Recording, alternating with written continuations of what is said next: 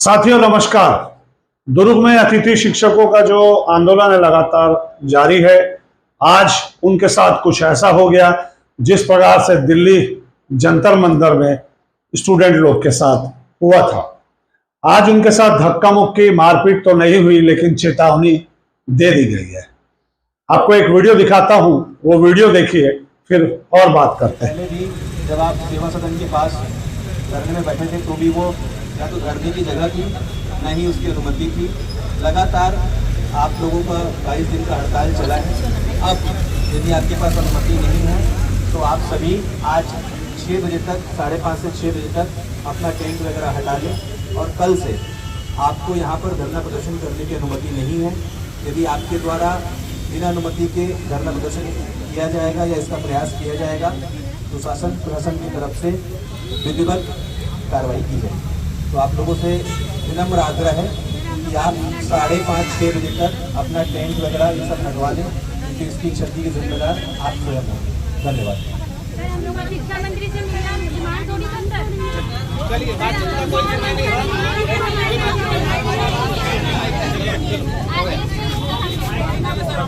कोई आदेश नहीं हमारा मंत्री से मिलने के लिए नहीं बैठा हमारे प्रतिनिधि दल गए थे। आज और अनुमति नहीं है आपको, ठीक है ना? अनिश्चितकालीन अनुमति नहीं है, ठीक है?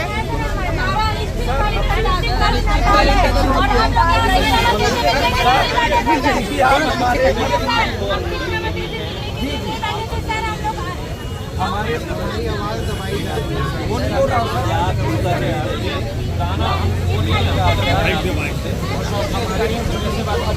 आवाज दबाई जा रही है, आपको कोई बुलाने की बात ऐसी बातें मत करो। आज जो मांगे हैं आपकी मांगे शासन स्तर तक गई है। आप यहाँ पे जो बैठे हैं उसको लेकर के आपत्ति है और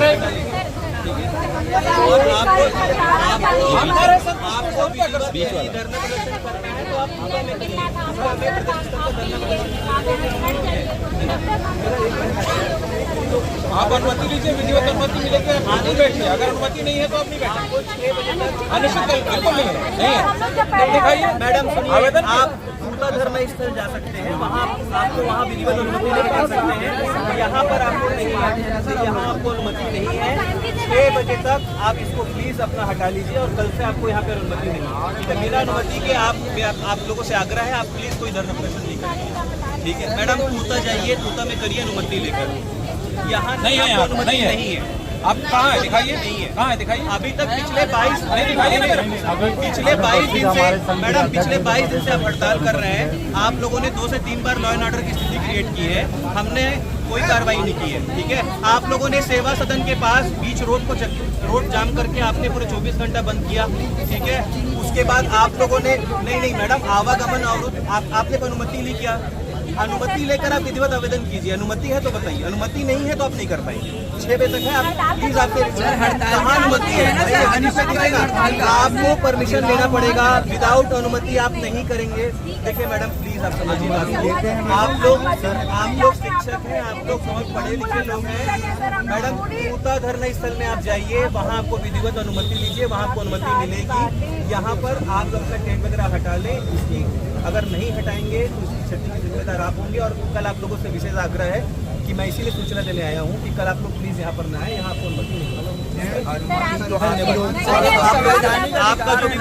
आपका जो भी प्रतिनिधिमंडल मिलने के लिए गया है, संवैधानिक अधिकार आपको कहीं सड़क जाम का नहीं है, नहीं है, उसका जगह उसकी प्रक्रिया है, उसका पालन करें। आप लोगों की जो भी मांग है उसमें कल एक चर्चा हुई है। क्या चर्चा हुई है? एक मिनट मैडम, जो भी चर्चा हुई है आपके प्रतिनिधिमंडल और जिससे चर्चा हुई है उनको पता है। आप संतुष्ट है नहीं है ये आप समझेंगे, पहली बात। दूसरी बात कि मैंने आपको कहा ना, पूरा धरना स्थल आप जाइए, वहाँ आपको विधिवत अनुमति मिलेगी। यहाँ पर आप लोग क्या है कि आप लोग 2 दिन में फिर वहाँ जाकर बैठ जाएंगे, लॉ एंड ऑर्डर की स्थिति क्रिएट होगी। पूरे जिले में हमको लॉ एंड ऑर्डर की स्थिति देखनी है। हम आपकी सुरक्षा के लिए 2 दिन तक हम लगातार कितना बंद लगा के रखेंगे? सर ये बताइए आप।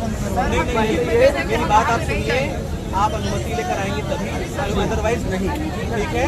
आज हम और 6 बजे तक चर्चा होता है, उससे मतलब नहीं। 6 बजे तक आप इसको हटा लें अथवा विधिवत अनुमति लेकर के तूता जाकर के अनिश्चितकालीन धरना प्रदर्शन करें। धरना प्रदर्शन के लिए जो निर्धारित जगह है वहाँ आपको अनुमति दी जाएगी, उसके लिए आप निर्धारित प्रक्रिया के तहत उसका पालन करें और अनुमति लें। ठीक है, आप लोगों को आपने कई बार कानून व्यवस्था की खराब करने की कोशिश की, जाकर पूरा रोड ब्लॉक करके रात भर बैठे रहे आप पब्लिक को इससे कितना दुख तकलीफ हो रहा है उसकी आपको कोई चिंता नहीं है। जिले की व्यवस्था नहीं है, अगर रहती तो आप ऐसा नहीं करते। आप यहाँ 6 बजे तक हटा लीजिएगा, ये आखिरी आप अनुरोध और चेतावनी दोनों है। लोग उनको जो भी गए मिलने के लिए क्या मुलाकात हुई है बात कर लीजिए। मैं अभी आपको फोर्सफुली हटा रहा हूँ। मैं आज आपको मैं पूरा समय दे रहा हूँ। वैसे भी आप लोग 6-7 बजे के बाद अपने अपने जगह चले जाते हैं, ठीक है। तो मैं आज कोई आप ऐसा नहीं है कि बल लेके हम आपको हटाने आए हैं। हम आपको केवल ये बताने आए हैं कि आज की जो भी स्थिति है ठीक है, और शाम वाम तक या जैसा भी है टेंट वगैरह को हटा ले, जिसका भी टेंट किया है। मैडम मैं बोल रहा हूँ सुन लीजिए, और कल से आप लोग नहीं आए, सुनिए ना, हमारे पदाधिकारी मैडम देखिए, एक तो मैडम मेरे बात, मैडम आप मेरी बात विनम्रता पूर्वक, मैं विनम्रता पूर्वक कह रहा हूँ। मैं एक मैडम मेरी बात आप समझिए, मैं एक को जस्टिफिकेशन नहीं दे सकता, ठीक है। कल से आपको अनुमति नहीं है, टेंट वगैरह हटवा लेंगे शाम वाम तक, रात तक, जैसा आपको ठीक लग रहा है। कल अगर आप में से कोई धरना प्रदर्शन करने आता है विदाउट अनुमति, बिना परमिशन के, तो फिर उसमें कार्रवाई होगी, उसकी जिम्मेदारी तो आप के पास आएगी। अभी आप दिए अनुमति आप लोगों ने अनुमति ली? अनुमति नहीं था सर, तभी प्रशासन ने आपकी सुरक्षा की व्यवस्था की ना, हमारे जवान खड़े थे ना वहाँ पे। मैडम जिले की व्यवस्था देखनी है, पिछले 22 दिनों से हम आपको कॉन्टेक्ट कर रहे हैं। आप शाम तक हटा लीजिएगा, अदरवाइज नहीं कभी हम नहीं बैठे रहेंगे, हमारे नहीं बैठे रहेंगे, प्रतिनिधि लोग नहीं बैठे रहेंगे हमारे जो प्रतिनिधि गए। ये वीडियो दुर्ग जिले के नायब तहसीलदार का है, जो उन्हें चेतावनी दे रहे हैं और समझा रहे हैं कि आपके पास अनुमति नहीं है कि आप यहाँ पर धरना प्रदर्शन कर सकते हैं। आपने शिक्षा मंत्री के घर सेवा सदन के सामने भी धरना प्रदर्शन किया था, उसकी भी आपके पास अनुमति नहीं थी। लेकिन मैं ये पत्र आपको पीछे दिखा रहा हूं, स्क्रीन में चल रहा है, इस पत्र को देखिए। उसमें अनुमति साफ साफ शब्दों में लिखा गया है कि हम आंदोलन करने जा रहे हैं, उसकी अनुमति प्रदान की जाए, और अनिश्चितकालीन आंदोलन की बात कही गई है। आपके स्क्रीन में पीछे चल रहा है, उसमें साफ लिखा हुआ है और सील ठप्पा कलेक्ट्रेट का लगा हुआ है। लेकिन प्रशासन जो है इस कागज को मानने के लिए तैयार नहीं है। वो कह रहा है यहां से उठ जाइए, आप तूता रायपुर चले जाइए, वहां अनुमति लेके आंदोलन कर दीजिए। सुबह आराम से आंदोलन चल रहा था, उसके बाद कुछ देर होने से तहसीलदार साहब वहां पहुंच गए, उनके साथ पुलिस के आला अधिकारी भी थे, उनसे चर्चा हुई। चर्चा होने के बाद बार बार उन्होंने समझाइश दी कि आंदोलन को खत्म कर दीजिए, आपकी जो बात है मंत्री जी तक पहुंचा दी गई है। लेकिन शिक्षक मानने को तैयार नहीं है। वो इसलिए मानने को तैयार नहीं है क्योंकि कई बार उन्होंने ज्ञापन दे दिया, आज तक उसका निर्णय नहीं निकला, कोई हल नहीं आया, कोई संतोषजनक जवाब नहीं आया। इसीलिए शिक्षक जो है यहां से हटने का नाम नहीं ले रहे हैं।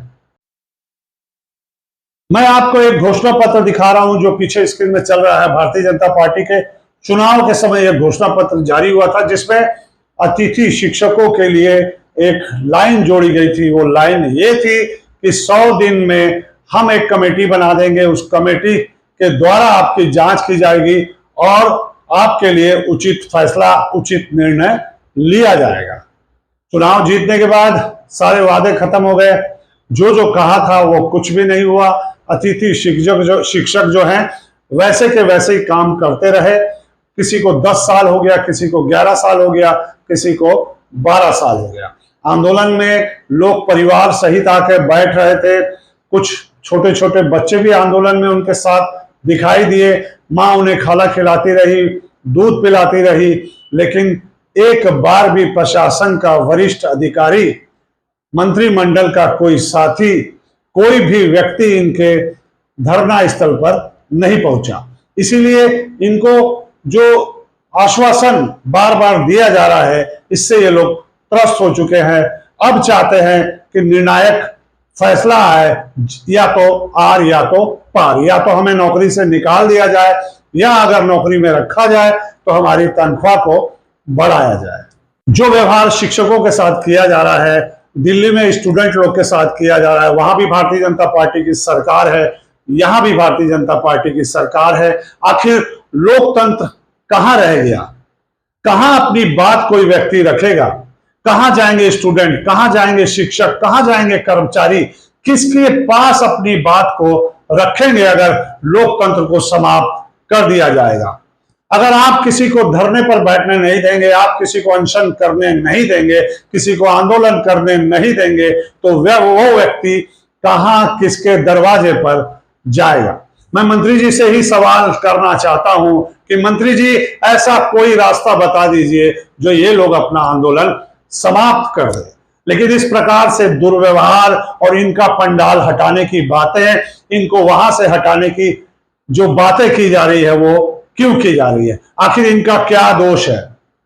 अपने बीवी बच्चों को छोड़कर ये यहां बैठे हैं, आंदोलन कर रहे हैं।